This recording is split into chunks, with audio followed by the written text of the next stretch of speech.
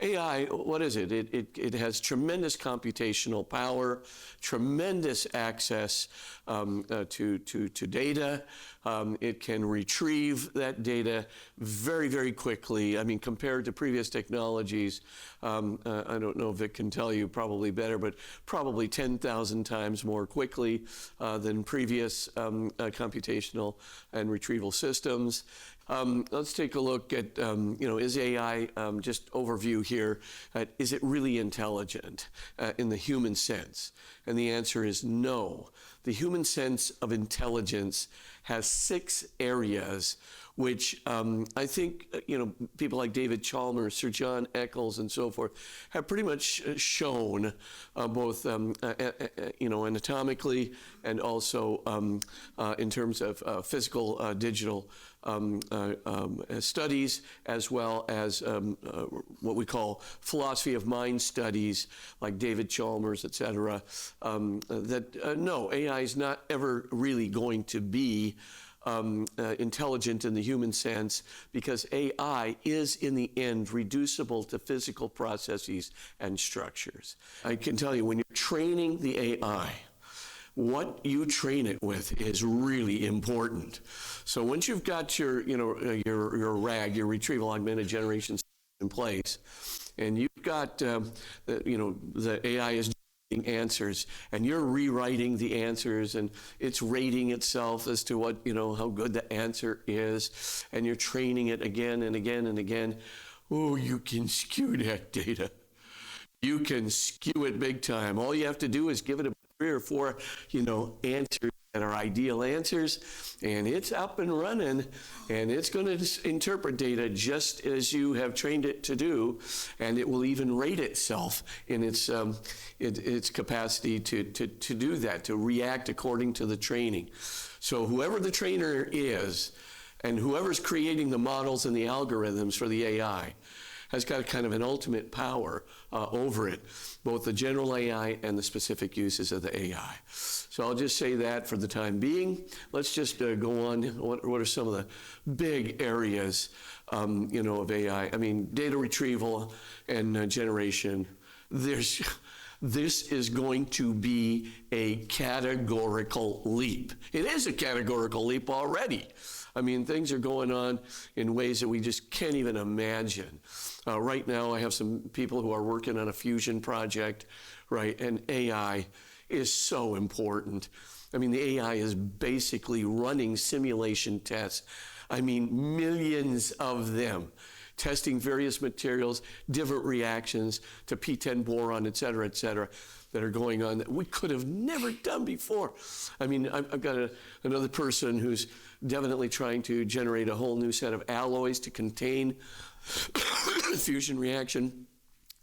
I mean, the AI is just coming up with zillions of these possible alloys that it would have taken us decades to do, previously. But it's access to huge amounts of data and its lightning fast capacity to generate simulations according to a specific set of instructions are really quite amazing. So, I mean, again, we can see categorical leaps here that are going on.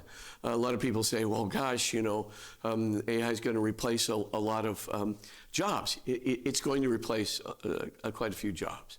There are some like routine jobs maybe in accounting, some routine jobs in maybe legal research, some routine jobs in inventory management, some routine, the usual things. Even routine jobs in medical diagnosis.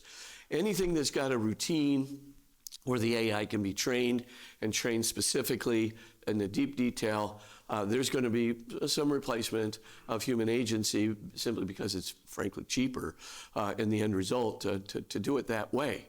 However, AI is not going to be creative. Do not think for a moment we're not going to need more and more creative people. In this highly scientific and technologized culture in which we live, creativity is going to be the name of the game. And AI is not created. It works according to the specific rules, instructions, training, and algorithms it's been given. So basically, it is a slave of the past algorithm, even though it can learn from mistakes, even though you can train it how to learn from its mistakes. Basically, it's not going to be creative. Business judgment, I don't think AI is, let's face it, many of you here are business people. You know that business judgments require a panoply of things, many of which AI doesn't do, as we'll see. It doesn't do moral things. It doesn't do, things that, consider, care, justice, and care combined, et cetera, et cetera. It doesn't, our subconscious, our creative subconscious is the most remarkable thing, well, besides our self-consciousness and our abstract intellect. But our creative self-conscious is amazing. It just assembles and keeps absorbing data and absorbing data. You look at it, and then finally, my best judgment is to do this. And you go, okay, now, how did you come up with that solution? That's my gut. I just think that that's the way it ought to be. But your gut is really an assemblage of thousands of different experiences that you've had in the past, things that you've learned in the past, things that are situational and completely new that are blasting up against you now. Your moral code, your justice code, your empathy and care for stakeholders code, all of these things, you're just plowing all these things together, and somehow your creative subconscious, which you call your gut, says, do this. AI is not going to do that. If you want AI to love you, you're going to be waiting a long time.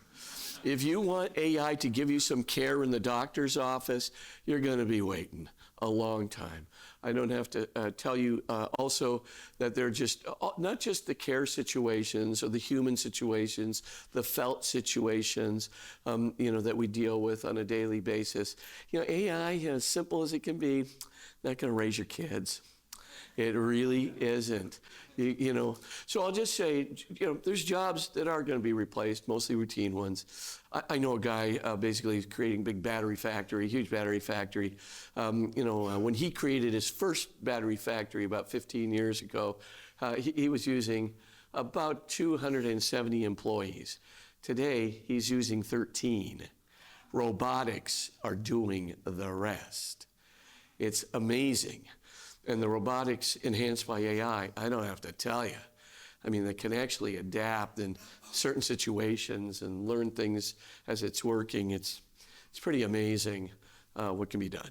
So there's a lot of good things that are going to come, and I don't have to tell you. For students, there is cheering in the hallways of academe because, of course, AI is writing very fine research papers for them. They think they're fine research papers, but we'll take a look at the MIT study that just came out in a few minutes called Dumb and Dumber. Which I'll tell you about in a moment. But right now, they actually, now a lot of the teachers are subscribing to these AI detection units so they could tell whether the papers are written by artificial intelligence. But human beings and their creative capacity, their empathetic capacity, their moral capacity, their business judgment capacity, et cetera, are going to be more and more valued than ever. And not only that, they're going to have, because it's empowered by AI, much more creative solutions. So our world is going to change. And a lot of the things we think are problems today, oh my gosh, there's starvation in the world, how are we going to get all these medicines to all these people? With AI enhancement, we could solve, a lot of the big UN, what's called the UN goals for the overcoming of poverty, potable water, disease control, infant mortality. These things, if we can just use AI in the right way, a lot of good things are going to come from this. And that's a good side where the church can implement AI to start running its Catholic Charities operation in the most remarkable ways, and even tap into people who are very interested in this and helping to arrange all kinds of ways of putting together resource transfers that could have never been done before. Okay, so that's it. Let me just go through, I don't want to belabor this, but I do want to get into some problems. And the problems are numerous. Number one, I'll just call it in brief, AI hallucinations. But you know how they have do you want the AI answer? And no insult to Google there, Vic, but basically, you get your AI answer first, and that's a wonderful thing, except about 10-15% of the time, it's dead wrong. You look at that from your perspective. Like, I was just looking up the Shroud of Turin the other day, and I just said, does particle radiation or does ultraviolet radiation seem to be the better solution for the explanation of the image on the Shroud of Turin? And it comes up and says, radiation is not one of the methods through which the image was produced. I nearly fell out of my chair, and it said it with such definitive authority. I just thought, whoa, man, that's dead wrong. And of course, you look at all the research, and that's exactly where it goes. Now, of course, it can come back 2 weeks later and say, well, radiation is, because you can actually correct these things. But nevertheless, so you got to be careful. Wrong answers are asserted with just as much authority as right answers. And even if you're wrong 10% of the time, you got to know. Another thing you can see is AI hallucinations themselves. I gave some examples here that everybody knows, the Webb telescope. There's a new planet in our solar system. No, there really isn't. It's a misinterpretation of what a planet is, and of course it was just sort of generated by an AI hallucination. Similarly, you've got that famous case where the 22 legal citations, not one of them was real. AI made them all up, one big, large fiction. And of course, the judge hands back the brief that these attorneys used AI to write the brief. He goes, I think you got to check your sources, boys. I mean, not one of these exists in any legal code. So, it's embarrassing to be caught with terrible research. So again, AI hallucination is a problem, and because of the training models, you can't cover everything. It's just not possible, and you don't know how the AI, if it's not trained specifically to evaluate evidence in specific ways in specific situations where you really need specific analytical techniques to do this, and in proportionate ways, or a good like PhD and whatever in physics, if this is the Shroud of Turin or something, or cosmology or something of that nature, can actually make an assessment and say, well, that answer is wrong. AI is dependent on what it gets out of the database, what it considers to be important within the database, and how it has been trained to synthesize the data from the database. Okay, the third thing that's really important here, again, is also, as I just said earlier on, that the trainer of the AI, the programmer of the AI controls the day. Now, if the trainer is saying, well, I'm irreligious, I'm secular, I'm a progressive, and I'm definitely would like the world to all be transgendered. Okay, and that person is doing the training of the model persistently, either intentionally or unintentionally, the skew is going to come out in the training. And every time that AI generates that answer, and when we first started, we just took DeepSeek because it was cheap, as an OpenAI source to do this. But then we started looking at the typical answers that were generated by AI before we put on the rails and the parameters, right? And DeepSeek was like, at the end, DeepSeek would qualify everything it ever said, and we have to remember that the atheists are right too, and we have to remember, and of course the remember is like cover whatever, that's what it is. And so the point, is we couldn't use it at the end. It just would keep defaulting into its generic, training models. So the long and short, that skew is really important. We want to know about it. AI privacy issues, I don't have to tell you. AI is so comprehensive and it's so capable of stringing together little pieces of information hither and yon from everywhere. You have no idea how many tracks you leave behind every time you make an internet search or every time you purchase something. And the AI is very good at synthesizing all those little things. If I really want to find out the nitty-gritty about you, I can get real far just by looking at your internet history and your buying history on the web. Of course, you'll get nothing off of me. I'm cheap. So that's okay. But the long and short of it is so that, again, the privacy issues are going to be manifold. We're really going to have to build some, safeguards to deal with this. So again, it's another issue that we need to deal with. The skewing issue, though, I really do think we're going to have to either develop our own AIs as Catholics and Christians. We're going to have to do that because if we don't develop, a particular AI training model and just say this one is good for Christians. Now, as I said, we use Mistral right now. It's pretty new. It's got its own biases, but it's not DeepSeek. And so you really have to get something, I think, in the future to really, start giving some safeguards out there on the kind of searches and the synthetic answers that are being produced. Okay. Then, again, the AI oligarchies, it's worrisome. It's another reason why we as Christians and Catholics do have to build large language models ourselves. We do have to have one that really does have training that is specifically open, not just open, but actually positively influenced by theistic thought, Christian thought, and certainly that's not just open, but positive to this as being a response. All the problems we heard about on the first day, what's going on with faith and, the religion of the day, of Jonathan Reyes, all these things. I mean, we've got to counteract that kind of skew. There's nothing wrong with us. It's all outside of us. Can you build that into an AI skew? Absolutely, you can build it into the skew. It's all in the training. You keep giving it the ideal answers, it's going to keep cranking out what you want. So we got to have our good Christian folks out there, that are really, trying to get that positive, that openness. Okay, but at the same time, we want good positive openness to contemporary science. Good science is really important. There are many other issues that are out there. I'll just refer to three of them really quickly. The first is, I've talked about academic fraud already. It's pretty clear. At the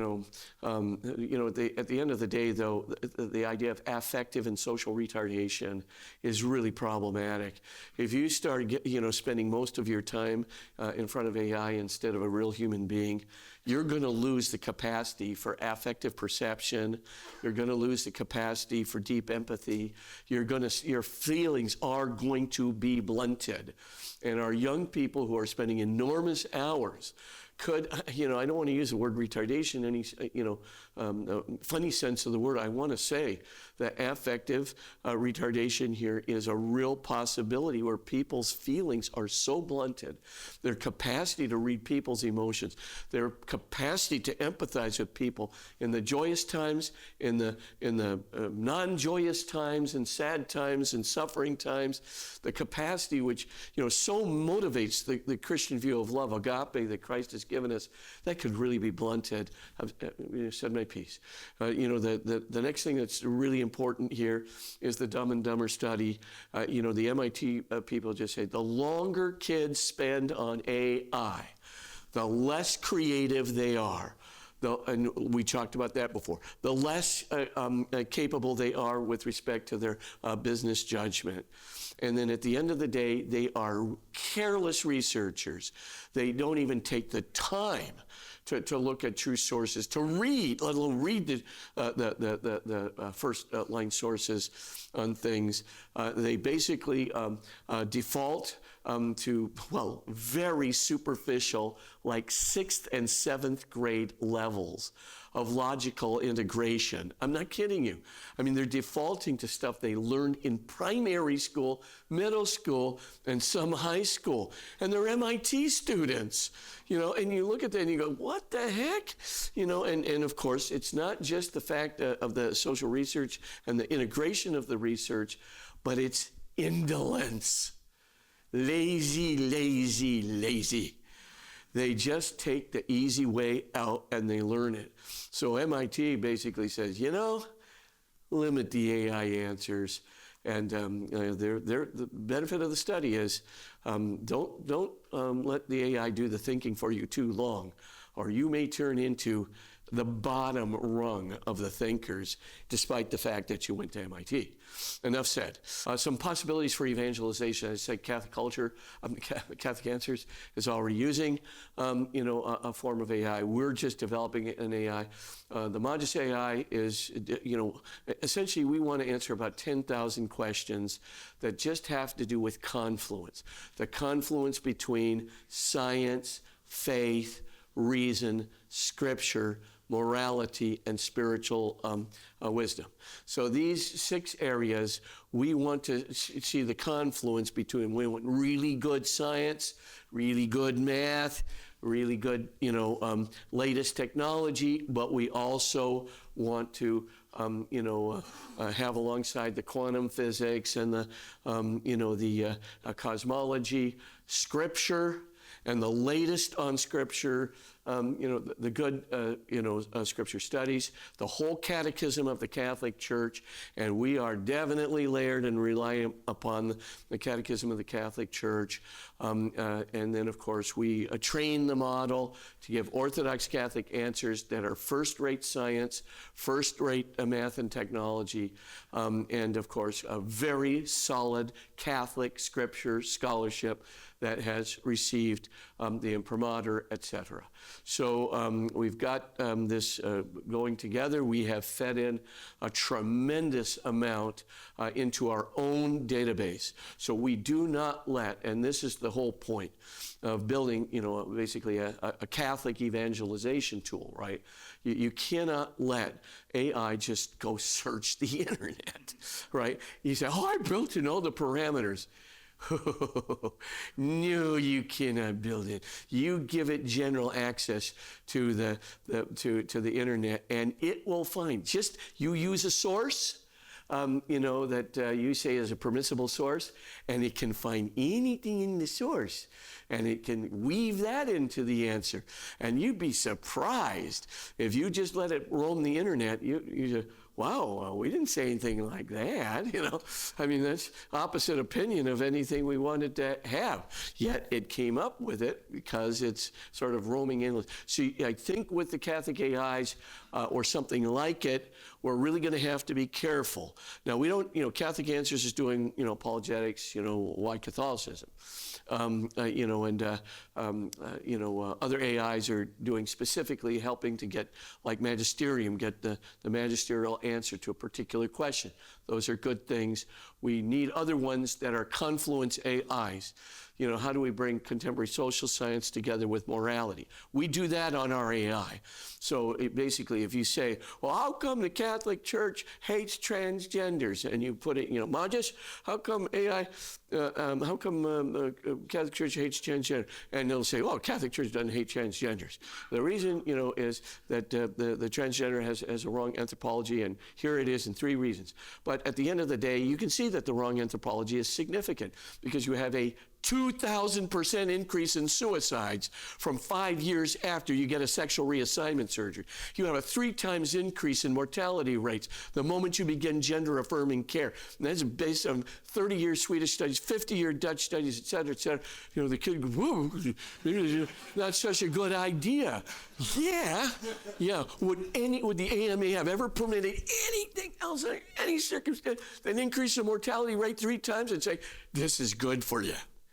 No way.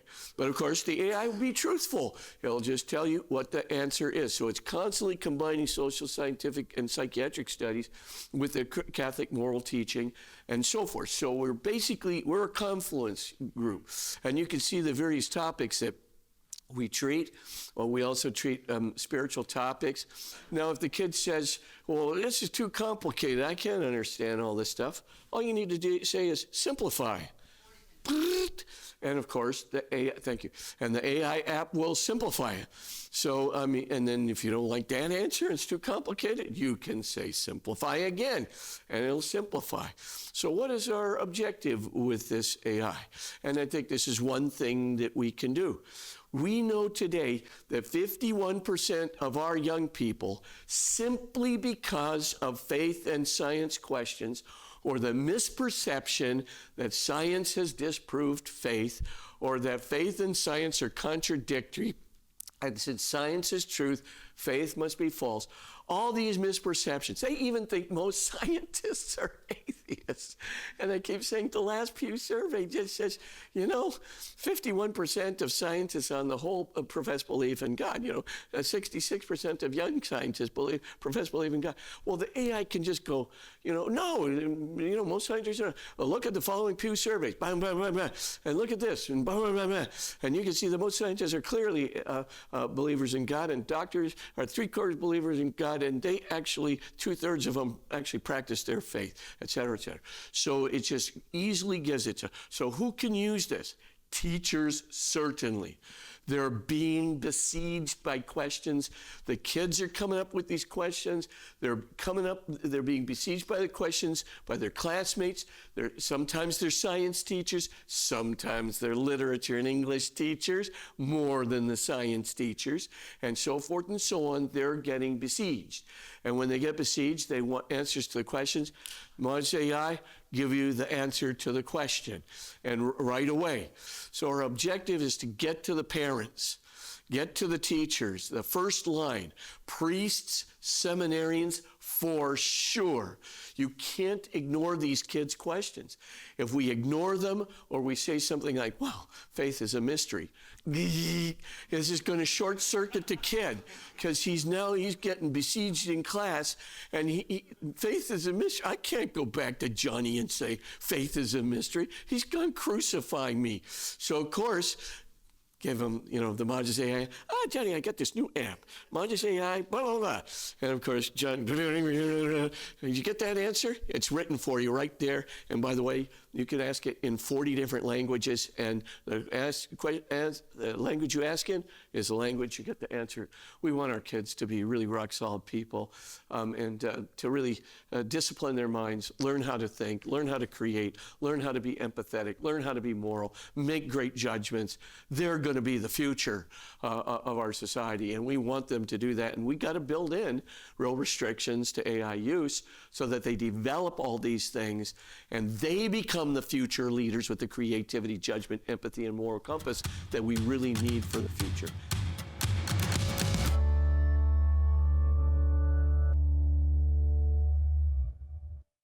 It's difficult for us today to understand in just what a poor light the Catholic Church was seen by the rest of the world in 1878. There's a famous line about a French journalist who said something to the effect of, this was the last gasp of a dying institution. That line is false. He never actually said that. It's just a paraphrase. What he actually said was something almost as aggressive.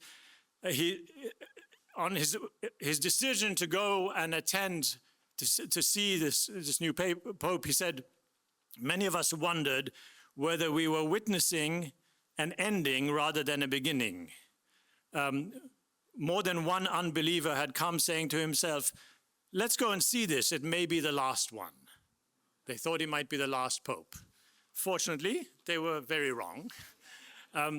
We can agree that is how wrong they were, but quite a bit of how wrong they were, I think, can be attributed to the successful pontificate of Leo XIII. He basically set up the Catholic Church for a very successful 20th century, and now, God willing, 21st century as well.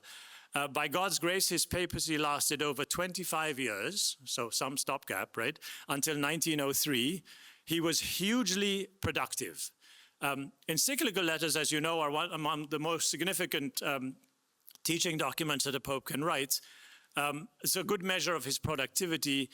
He issued 90 of them, 90, which collectively are almost as many as all of the popes since then, including John Paul II, who we knew had quite a few of those, you know. So immensely productive as a pope.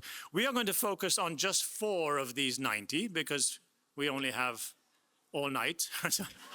we have less than an hour. And so Dr. Anderson will be focusing on Libertas, which is on liberty. Dr. Bacaluk on Arcanum, which is his first encyclical on marriage and family. Father Sirico on Rerum Novarum, which is on the economy. And Father Pine, who will go first, will actually be talking about the encyclical and Aeterni Patris, which is on the return of the restoration of Christian philosophy. So each panelist will introduce their encyclical, drawing from other resources as necessary, and we'll lay out some thoughts on the implications of that encyclical and Leo's pontificate for the pontificate of Leo XIV. So we'll start with you, Father Gregory Pine, on Aeterni Patris. So why St. Thomas specifically, which is what this substantively this encyclical is about? Why St. Thomas, and what does he have over other doctors of the Church, of whom there are so many and so great? So the encyclical Aeterni Patris was published on the 4th of August in the year 1879, so just 18 months after Pope Leo XIII was elected. And it began, or it really gave impetus to a revival of Thomism, which you haven't heard of Thomism. It's a kind of approach to the Catholic intellectual tradition, which takes St. Thomas Aquinas as its leading light. And it's not a mere matter of kind of patriotism, like he's our guy and we support him. But there's a kind of deference there to St. Thomas as a wise, a good, a holy teacher and preacher. So Pope Leo had, during his life and through his friendships and various connections, profited from Thomism in his own formation, and it gave him entry to the riches of the Catholic intellectual tradition, which afforded him a certainty and a confidence as a pastor and as a preacher, and he wanted to kind of reinstate that clarity at the heart of the Church's doctrinal life. And so his own brother, Giuseppe Pecci, was a well-known Thomist of the day, and one of his collaborators in various projects, Tommaso Maria Zigliara, was another famous one of a similar sort. And so you might ask the question, why is it necessary that Thomism return? Shouldn't it always reign supreme? There had been seasons in the Church's life from when St. Thomas lived and died until the time in which Aeterni Patris was published, when it had come into prominence and then perhaps retreated to the background of the Church's intellectual life. So St. Thomas himself lived from 1225 until 1274. And at the end of his life, there was some controversy, not only about these mendicant orders, these upstart crows, but about some of his teachings. And it was kind of, broadly speaking, a controversy in the university center about how philosophy and theology were meant to communicate or mutually enrich. And so there were some condemnations that came down in 1270 and 1277. And so it became necessary for the Church to discern over the course of those years following his death what was true and what was false. And in the course of those series of discernments, St. Thomas kind of rose to the top. And so he was declared a saint in 1323. And then there was really a heyday of Thomism in the 16th century. You may have heard of the Second Scholasticism, associated in a big way with the Iberian Peninsula, with what we would consider now Spain and Portugal, but which really went throughout Europe and into the New World. And you see a kind of triumph, or a triumphant moment, during the Council of Trent, which met in 3 sessions between the 1540s and the 1560s, in which, in addition to sacred scripture and the kind of bulls of the Holy Roman Pontiffs, the Summa Theologiae, St. Thomas's masterwork, was placed on the altar there during the kind of convention or the convening of the Council Fathers. And Trent was left for its application to Pope St. Pius V, who reigned from 1566 to 1572 and was himself a Dominican friar. So he oversaw the kind of reforms of Trent in an especially Thomistic mode.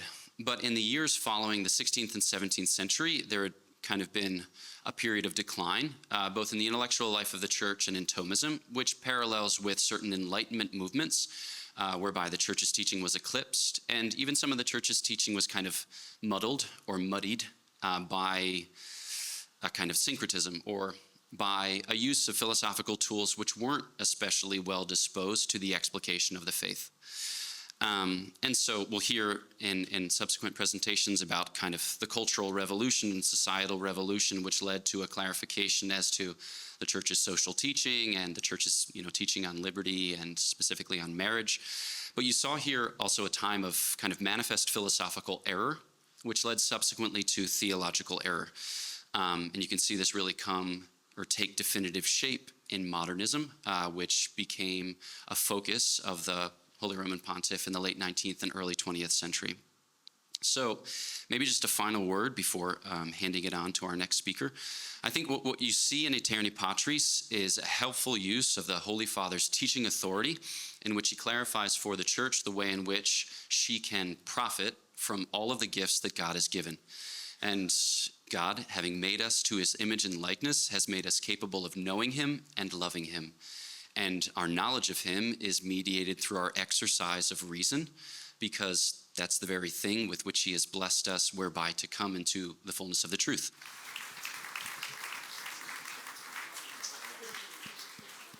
Thank you, Father.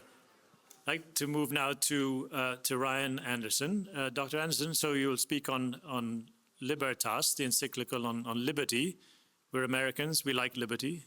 What did Pope Leo XIII have to say about liberty? Sure.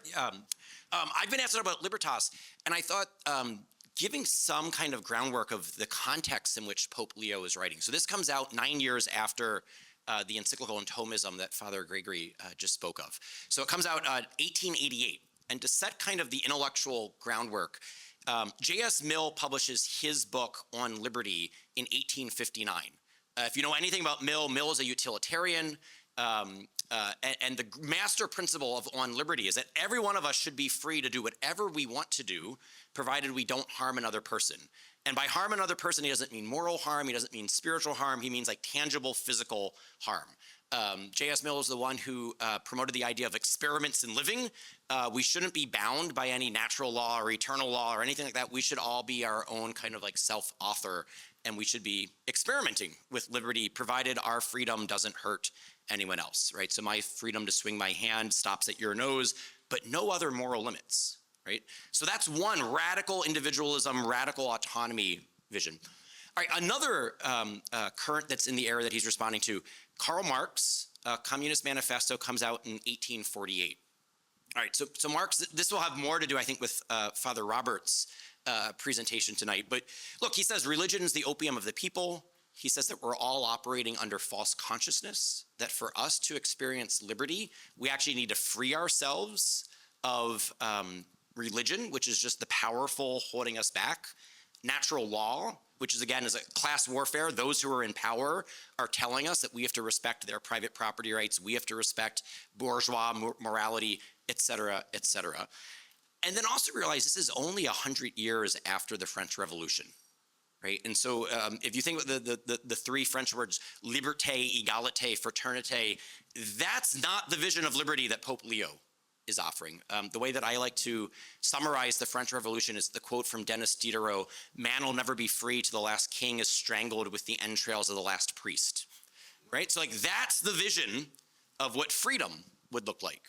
Both church and state would be dissolved. All right, so what Leo wants to say, and what he says in Libertas is, the church has been a perennial defender of authentic human liberty, and anything that is good in modern depictions of liberty, the church has always been defending.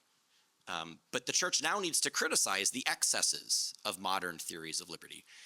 He divides this into two concepts, what he calls natural liberty, which is simply, why are we as human beings, why do we say that we're a free species? As Andrew mentioned, we have over 100 animals on our property. These are like cows and pigs and ducks and chickens and lambs and goats and other animals. None of them are free animals because none of them are rational animals, right? So why we have natural liberty, it's precisely because we have a rational intellectual nature. The metaphysical principle of this, as Aquinas would say, as Leo says, is that we have an immaterial soul, which means we're not driven by blind passion. We're not just driven by our impulses. We're not just driven by our desires. We can reason about what is good, and then our rational will can choose what we know to be good. So that then leads Leo to talk about what he refers to as moral liberty. Moral liberty is not the freedom to do whatever you want to do, right? It's the freedom of actually choosing what you ought to do.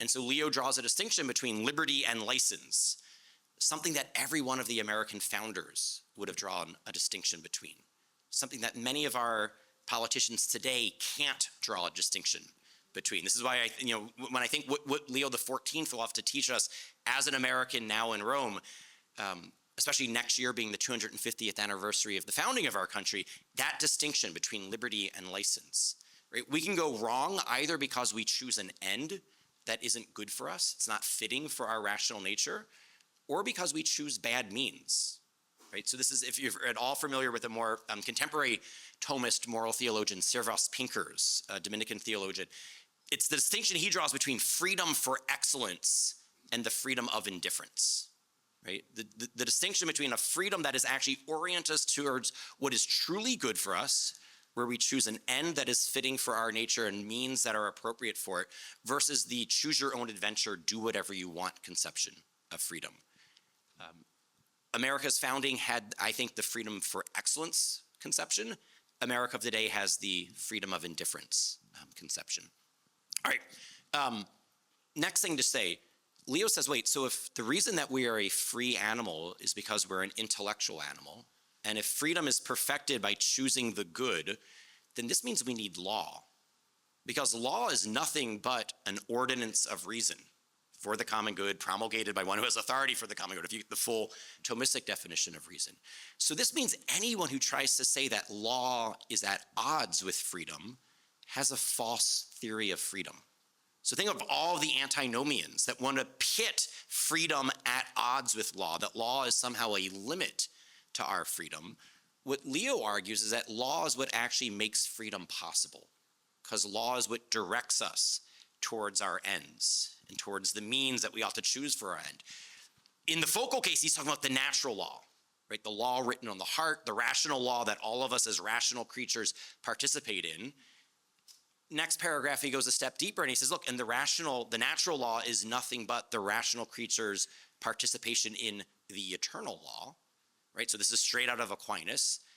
I'd also argue this is right at home in America, because when MLK is in the Birmingham jail, MLK, a Baptist minister, who does he cite? He cites two Catholic theologians, Augustine and Aquinas. What does he cite them as saying? Augustine, an unjust law is no law at all. Aquinas, how do we know the difference? A just law is a man-made law that's in harmony with the natural law and the eternal law.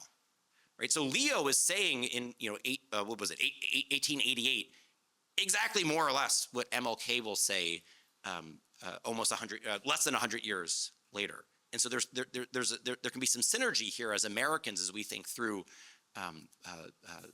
the best of what America could be.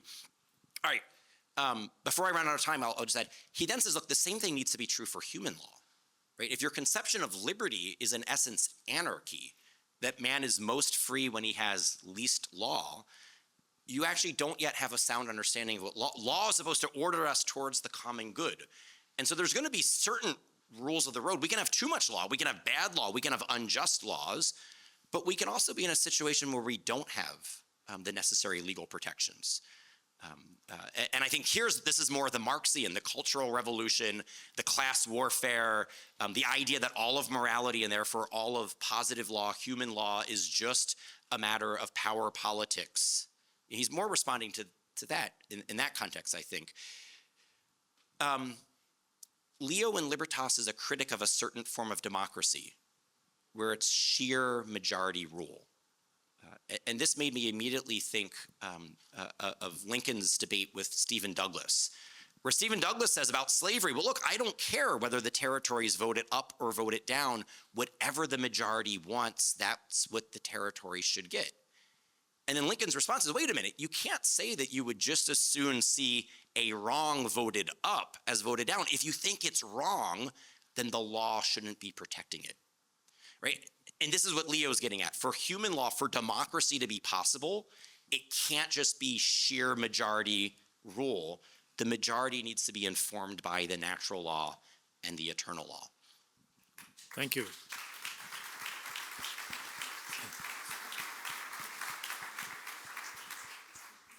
Dr. Pekalik, tell us about the encyclical Arcanum and what it suggests, what it would have suggested about the breakdown of the family in the 20th century. That's a lot to answer, but I'll try to do it in two parts. I was delighted to see everybody here. I thought maybe we could take this on the road. There's like a demand for a Pope Leo roadshow, but then I realized it's so cold outside that this was your refuge. The letter Arcanum Divinae is subtitled in English on Christian marriage, and I was thinking, although I wasn't planning to mention it, it's great that it follows Ryan's reflections on Libertas, in part because that very bold statement by John Stuart Mill. You know, at the back end of On Liberty, he says, well, what about divorce, John Stuart Mill? Right, we're not supposed to, you're free to do anything you want as long as it doesn't sort of physically harm anybody. At the back end of On Liberty, he says, what about divorce? He says, well, this is a very tricky case. And he says, because particularly if you create a child, it's one of the most responsible things a human being can do. And so by responsible, he means, well, it really isn't clear that you should be free to walk away. And it's an amazing, he vitiates in a single sentence his entire document. So even Mill really wasn't a million, particularly because of this question of marriage. And so marriage is the sort of eternal, it's the eternal taunt to all of our notions of liberty. It really is today. So briefly, this is a tremendous and blessedly brief document, which you should just read. There's nothing more instructive than to read Pope Leo in his own words. And so where I can get away with it before I'm done, I will just read you what Pope Leo said. So it's written in 1880, which is the third year of his pontificate. So this was really on his heart and mind as he began his reign.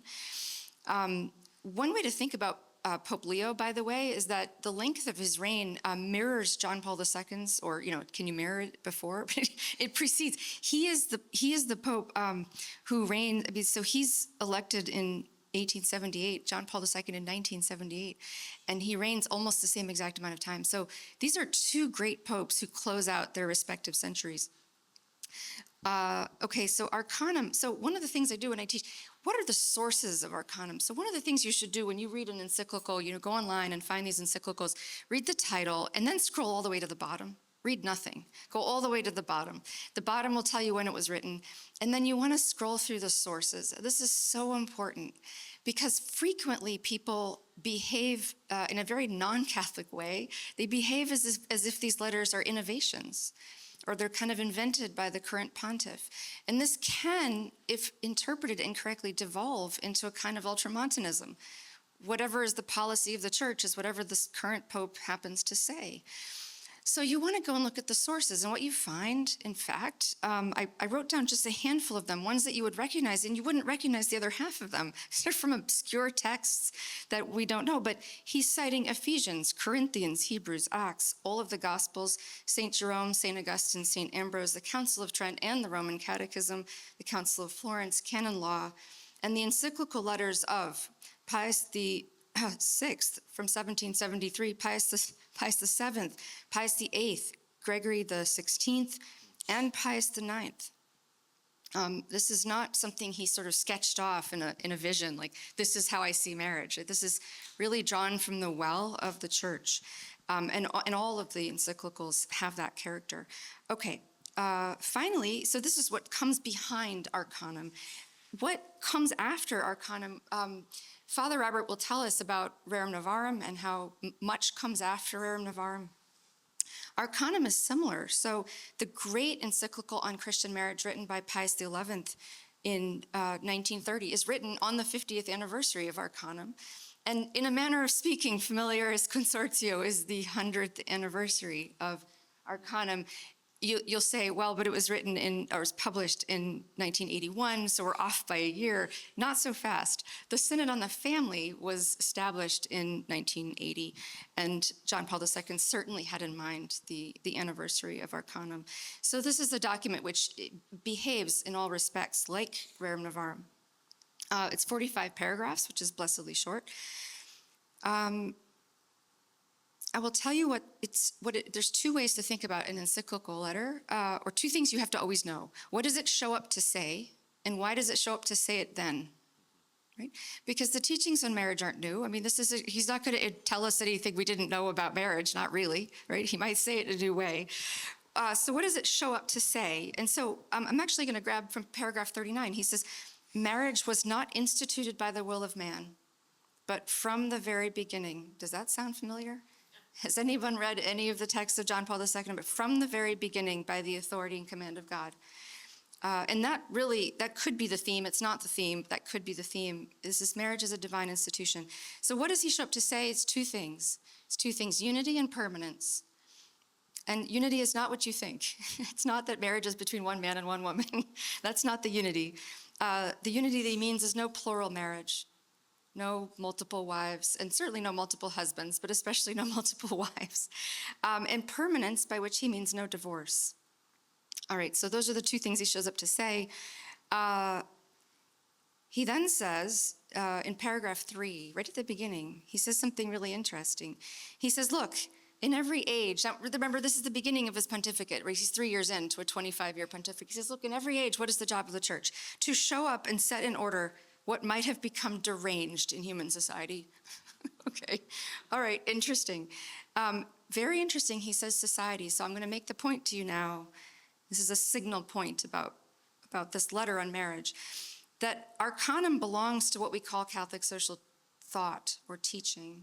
And if you were under the impression that Catholic social teaching just meant the sort of economic or labor and capital encyclicals or things about property that Father Abbott will cover, I'm here to inform you, you are mistaken. Why do I say that? Because he says right at the beginning, whatever has become deranged in human society, he doesn't say in your homes, in your households. He's about to tell you that if we get it wrong about marriage, nothing will go well. You can get everything right about labor and capital, but nothing will go well for you. So this is right at the beginning, he says this.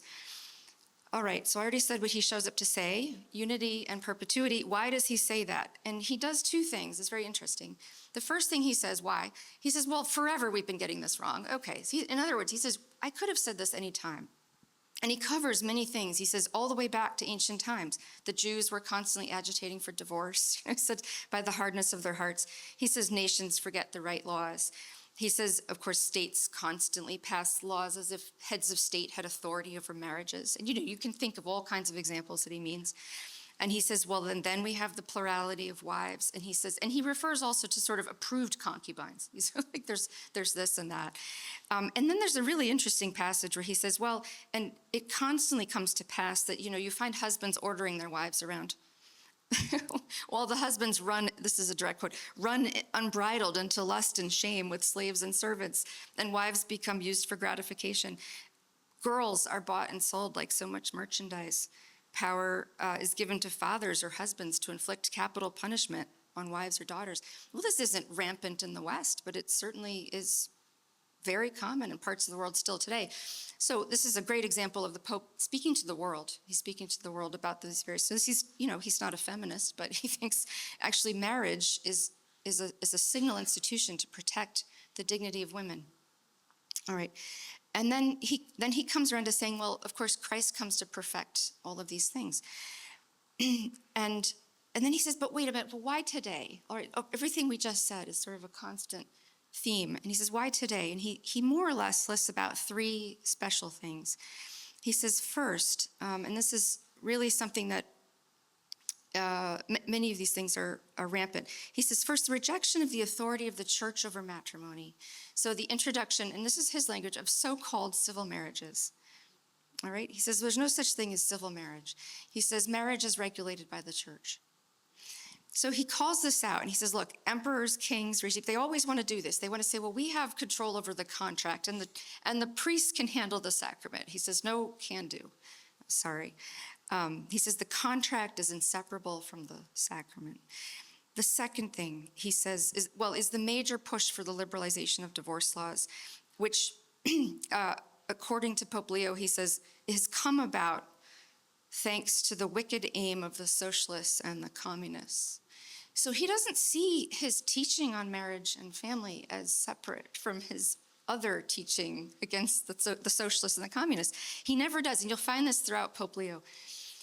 And then, of course, the French Revolution had really devastated family life and aimed to do so directly. And the third thing, so remember this part about unity, plurality of wives? Well, you should be thinking what you are thinking. All right, when are those Mormons coming around? So the Pope says, well, in our own time, he says Mormons, San-Simonians, well, they're socialists and communists. He says, of these, the Mormons, now aren't you wondering about the Mormons? 1830, they were sort of established.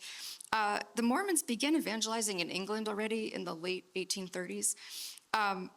Joseph Smith announced plural marriage in 1843. Brigham Young had 20 wives and 57 children that we know of. Throughout the 50s and the 60s in the United States, there were many struggles over plural marriage. And in 1862, did you know this? The Morrill Act, Anti-Bigamy Act, criminalized plural marriage in the United States. Lincoln declined to enforce it mainly because it was a bad time, in 1862, right? He had his hands full. But actually in 1879, the Supreme Court upheld the Anti-Bigamy Act. 1879, and then finally in 1882, the Edmunds Act declared polygamy a felony, and it disenfranchised those who practiced it. 1882. Oh, when was our condom written? 1880. He's thinking about all of this and reading it. So again, this is a pope who's thinking about the entire world. And so I'll just end with one last, this is why he shows up to say this. And so I'll just end with one last paragraph to persuade you that he thinks of this as a social problem and not merely as a problem that you might have in your home and your household. He says, in paragraph 29, he says, truly it's hardly possible to describe how great are the evils that flow from divorce. Matrimonial contracts are by it made variable, mutual kindness is weakened, deplorable inducements to unfaithfulness are supplied. Harm is done to the education and training of children. Occasion is afforded for the breaking up of homes. The seeds of dissension are sown among families. The dignity of womanhood is lessened and brought low.